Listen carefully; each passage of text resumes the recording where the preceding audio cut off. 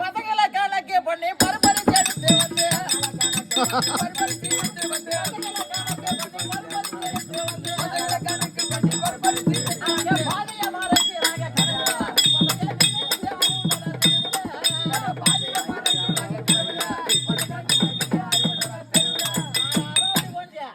பள்ளிக்கூட போற பசங்க இப்ப இருக்கிற பசங்க பூரா உசாராயி போச்சு. அது இல்ல பள்ளிக்கூடம் போக சொல்லி பாடம்